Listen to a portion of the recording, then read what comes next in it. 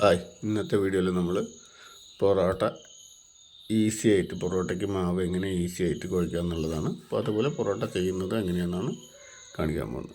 അതിനു വേണ്ടി നമ്മൾ 1 കിലോ മാവ് എടുത്തിട്ടുള്ളത്. അത് ആദ്യം നമ്മൾ 650 ഗ്രാം മാവിനെയാണ് എടുക്കുന്നത്. അതിലേക്ക് 1 സ്പൂൺ പഞ്ചസാര, ആവശ്യത്തിന് ഉപ്പ്, കുറച്ച് സോഡാപ്പൊടി. അത് നമ്മൾ മിക്സ് ചെയ്യുന്നത് ഇങ്ങനെയാണ്. ഭയങ്കര കഷ്ടപ്പെട്ട് അങ്ങോട്ട് കുഴച്ച് ഇങ്ങോട്ട് കുഴക്കൊന്നും വേണ്ട. ഇത് നമ്മളൊരു കുഴമ്പ് പോലെ രൂപത്തിലാണ് ആദ്യം വെള്ളം ഒഴിച്ച് കുഴക്കണം. നല്ല മിക്സാക്കിയതിന് ശേഷം നല്ലൊരു കുഴമ്പ് പോലത്തെ രൂപത്തിൽ, അധികം വെള്ളമാകാൻ പാടില്ല. അത് കഴിഞ്ഞിട്ട് ബാലൻസ് ഉള്ള മാവിൽ കുറച്ച് മാവ് ഒഴിവാക്കിയിട്ട് ബാക്കി മാവും കൂടെ അതിനകത്ത് ഇടണം.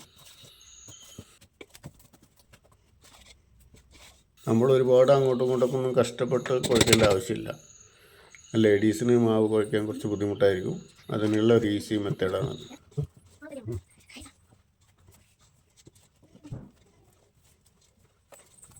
അതിന് ബാക്കി മാവും കൂടെ നമ്മൾ ഇട്ടിട്ട് ടൈറ്റാക്കി എടുക്കണം. അതിന് ആദ്യം വെള്ളം പോലെയല്ല ഉണ്ടായിരുന്നത്, ലൂസായിട്ടാണ് ഉണ്ടായിരുന്നത്. അതിപ്പോൾ ബാക്കി മാവും കൂടെ ഇട്ട് നമ്മൾ ടൈറ്റാക്കി എടുത്ത് വയ്ക്കണം.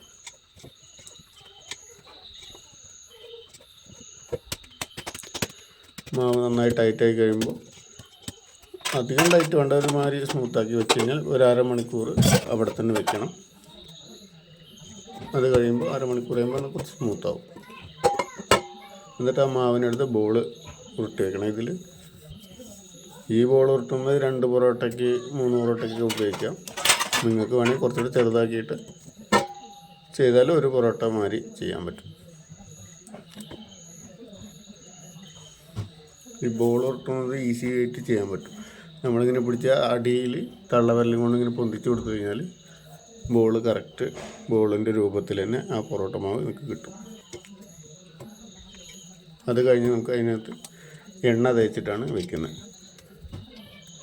1 കിലോ മാവിൻ്റെ പൊറോട്ടയ്ക്ക് നമുക്കൊരു 400 ml എണ്ണ വേണ്ടി വരും. എന്നിട്ട് അത് വെച്ച് കഴിഞ്ഞാൽ അരമണിക്കൂർ കഴിഞ്ഞിട്ടാണ് പിന്നെ എടുക്കുന്നത്.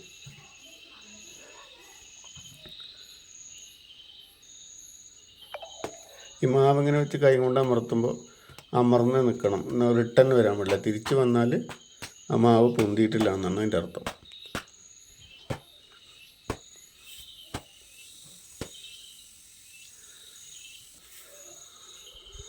ഈ സൈഡ് വീശി കഴിയുമ്പോൾ സൈഡിൽ കുറച്ച് കട്ടിയായിട്ടുണ്ടാവും. അതാണ് ഇത് വെച്ച് ഉരുട്ടി റെഡിയാക്കുന്നത്. എണ്ണ ഒഴിച്ച് ഫുള്ളായിട്ട് എല്ലാ സ്ഥലത്തും തേക്കുക. തമ്മിൽ ഒട്ടാതിരിക്കാനാണ് ഈ എണ്ണ തേക്കുന്നത്.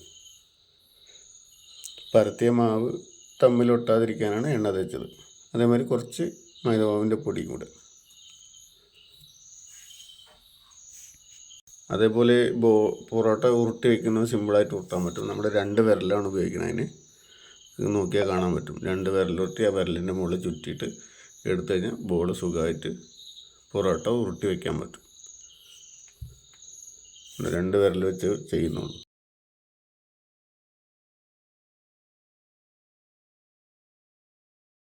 ഇതിങ്ങനെ വെച്ച് കഴിഞ്ഞാൽ അരമണിക്കൂർ വെക്കണം.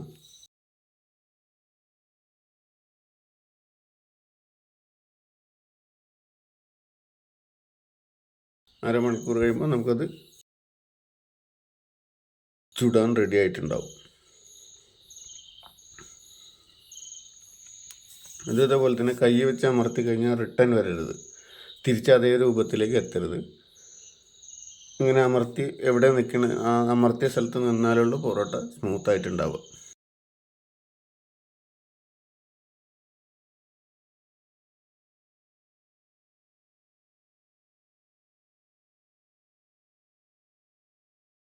പൊറോട്ട അതേപോലെ ചുടുന്ന സമയത്ത് എണ്ണ പൊറോട്ടയുടെ മേലെ കൂടെ ഒഴിച്ചു കൊടുക്കണം. അപ്പോൾ പൊറോട്ട ഒന്നും കൂടി സ്മൂത്തായിട്ട് കിട്ടുള്ളൂ.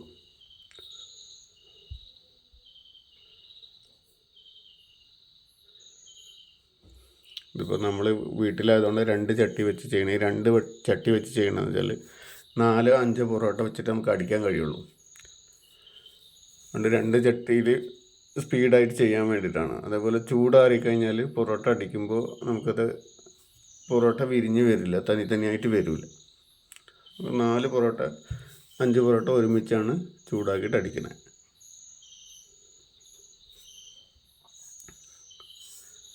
ഇത് അടിക്കുമ്പോൾ കുറച്ച് ആരോഗ്യത്തോടെ അടിക്കണം.